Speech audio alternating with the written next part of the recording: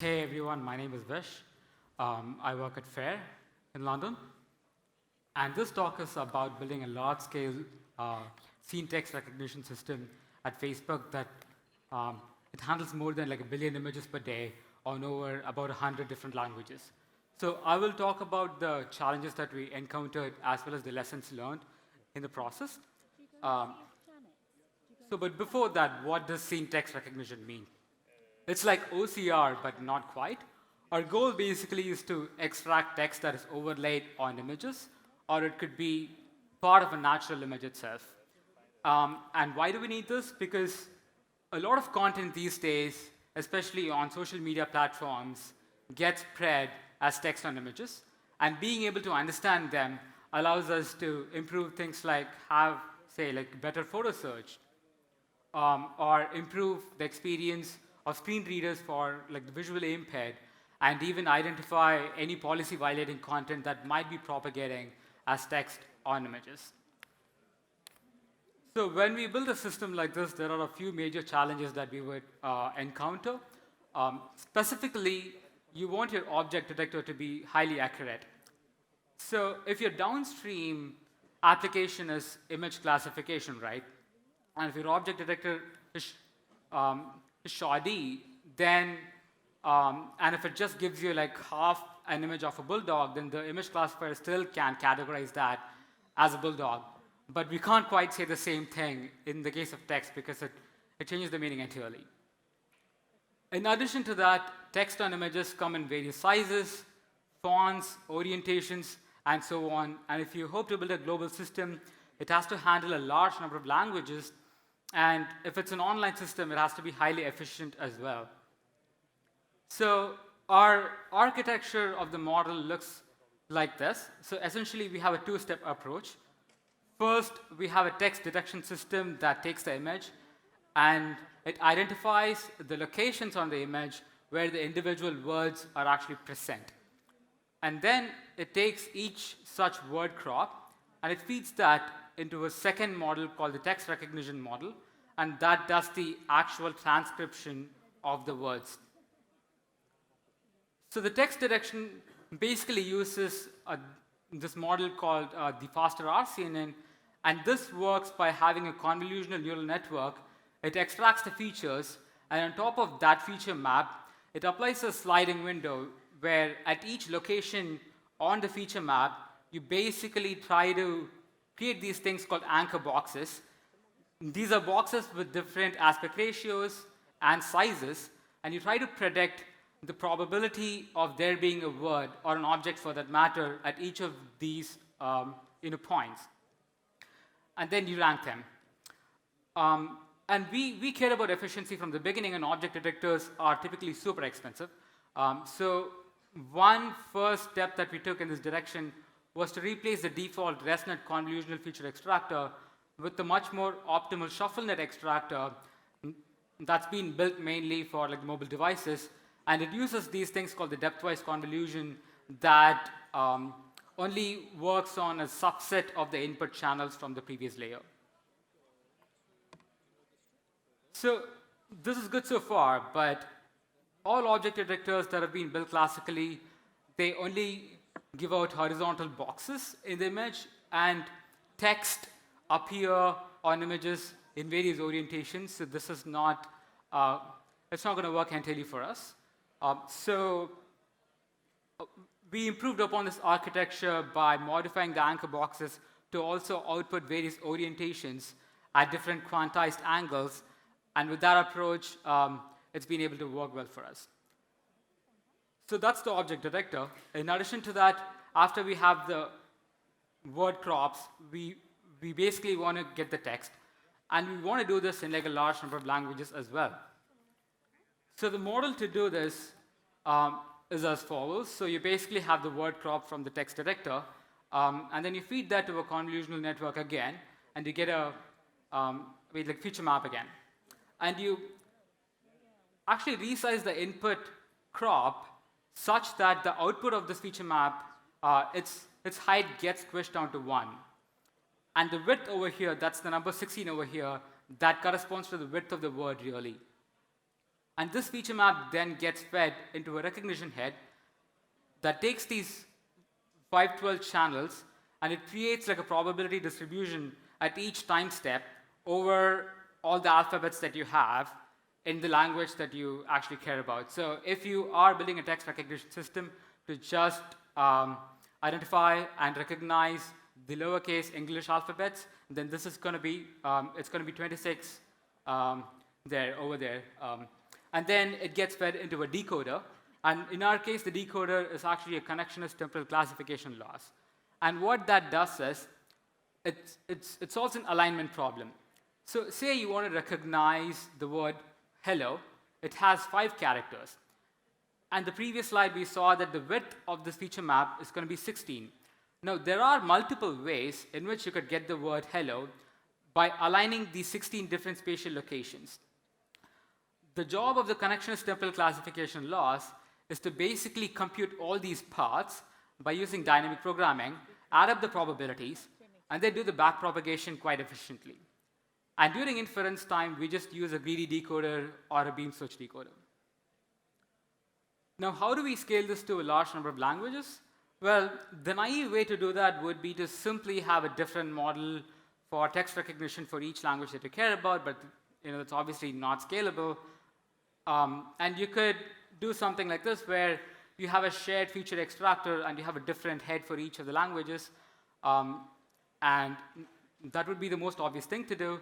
But surprisingly, we found that just modifying the original architecture that we have into a system where you modify the probability distribution at the end to encompass the characters of all the languages that we care about works quite well, as long as you have extremely good annotated training data. Now, talking about the training data, often for languages like English and so on, as long as it's based on the Latin characters, it's easy to obtain annotated data. But say you want to recognize Klingon, right? Like, where would you go find annotators to actually create a large data set for this? So we faced this problem for a bunch of languages, and we found that actually artificially generating your own data set by having text overlaid on images and then pre-training your model with that works quite well. So in this graph, the blue line over here shows the accuracy of the text recognition model as a function of the size of the Arabic data set that we had. The green lines, it shows the same thing, but in this case, we pre-trained the model with the synthetic data set of Arabic text on images. And you can see that if you have a very small manually annotated data set, then there is a big difference in terms of the accuracy to be obtained if you were to do this kind of a synthetic data set pre-training. All right, with that, we have the models generated, so now it's time to deploy it. But object detection systems are actually super, super expensive, because to obtain high accuracy, you need a large, the input image resolution has to be quite large. It means the activations need to be quite big. So at every layer, you read and write the activations from the main memory and back, which means your system is entirely bottlenecked on the memory bandwidth of the servers. To fix that, we employed this technique of in-tape quantization, where after you train your neural network based on 32-bit floating points, you actually convert the weights and the activations to just 8-bit integers, and that gives you a 4 times savings in terms of the memory usage itself. And then you do all the computations based on in-tape itself. And the way in which you do that is you take each weight tensor or each activation tensor inside any large neural network, and you perform a linear mapping by doing a scale and a shift. So you might take a tensor, and you might map the smallest value in the tensor to, say, like minus 128, and you might take the largest value to, in this case, plus 127. And with that, you compute the scale and the offset. And it's important to note that 0 in floating point needs to be exactly mapped to an actual value in int8, because if you have any rounding errors there, then that would get propagated throughout the network, because 0 is present in a large number of places inside the weights and activations of a neural network. And then you do the actual computation, in this case, the matrix multiplication entirely in int8. So here you have two matrices, you do int8 matrix multiplication, and you accumulate the intermediate results in int32, and then it gets requantized back into int8 on the output itself. Initially, when we tried this, there was a big gap in accuracy compared to the baseline performance. And we did a few things to actually bridge this gap. So first of all, it is possible to merge the consecutive convolution and the ReLU layers of a network because these things always occur together. And that helps because ReLU sets a bunch of values to 0 in any given tensor. And by doing that, you are squishing the range that you care about, and that minimizes the error that you would obtain if you perform this quantization step itself. And another thing that we had to do was that we avoided quantizing the first layer of the network because that is extremely it's highly sensitive to like the accuracy itself.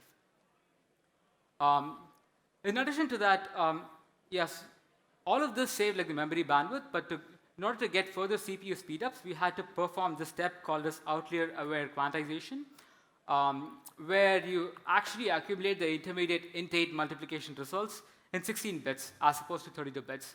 But when we tried this, we actually found a big drop in the accuracy of the model itself. And we found that this was because for specific layers in the ShuffleNet architecture, the convolution was not followed by like the ReLU layer. And the implication of this is that your activations are not sparse, which was needed by this specific optimization. And just by adding ReLU to this specific, to these specific layers in our architecture and retraining the model and then performing the quantization step, we were actually able to improve the performance itself. So the lesson here is it's important to co-design your model together with the systems optimizations that you actually care about. So with that, we were able to obtain a big drop in the total latency that was incurred by the model itself, as well as a big jump in the total throughput of the system. And the important primitives where you can run the int8 matrix multiplication computations for each of the layers has been open sourced as part of PyTorch as well. And with this, we were able to go from basically nothing to handling more than about 1 billion images per day in about 4 months. So the takeaways really are, first of all, it's important to spend more time on the data as opposed to the optimizations inside the model, because as in the case of the text recognition system, if you have high quality data, and if you have a very simple model, then it might just work in most cases. And if you can't get really good data, then you might also try, in fact, synthesizing your own data sets. In often cases, that might work quite well. And the last point is that if you care about running your systems online in any real fashion, it's important to actually think about optimization from the beginning of the modeling step itself, since these two things often go, in fact, hand in hand. Yeah, so that's it for today. I'd be happy to take any questions at this time. Thank you very much, Vish. Fantastic. Stay on stage and we'll see if we've got some questions from the audience. Please do raise your hand if you have a question. We have some roving mics. And if I could ask you, we have a question in the middle, just here on the left-hand side for the person running up from the back. Yep, just getting a mic to you. If you could stand up in your white shirt. And if you wouldn't mind just holding the mic close to your mouth so we can hear you. Thank you. Hello, my name is Ivan, and I have a question. When you said that you use 8, how do you call it? 2 round to 8. You said that you did not do it in the first layer. Do you think first layer from the beginning or the last one or first from the end? I did not get it. Yeah, it's actually the first layer from the top of the network, so the one that actually operates on the input image itself. And that's mainly because you have a lot of information on like the original image, and you don't want to throw away by doing like the quantization approach. And another thing is you don't lose a lot of performance by doing it because the input image only contains 3 channels. It's RGB. So it's much smaller compared to the activations that you would see later on in the network. So it's a good trade-off there. Yeah. Fantastic. I believe there was another question in the middle section. Did anyone else have a question? Over here. Here at the front, and then one in the middle just after. Thank you. Thank you for the great presentation. How many words do you use, and what's the volume of data? And you said when you have lack of data, you synthesize data. So what's actually the transition line? Yeah, that ends up depending upon the specific model and the size of the model itself. But typically, oftentimes, if you have a good base network that's been trained to, in fact, generalize well, then for any new language, about a few hundred images is actually quite sufficient. And when you can't do that, then you might go about artificially generating your own data set as well. Yeah. Thank you. And there's a question just in the middle there, sir. Okay, so what about non-standard fonts, like handwriting or CAPTCHAs? Does it work? Yeah, that's a good question. And as is always, the answer in AI, it depends upon the training data that we have. And we've found that it works to varying extents, but it's generally quite hard to get manually annotated data as well as images for handwriting systems. So in this specific system, we haven't spent too much time on the handwriting data sets, but I don't see why the same system wouldn't work if you were to get if you can get high quality data sets for these.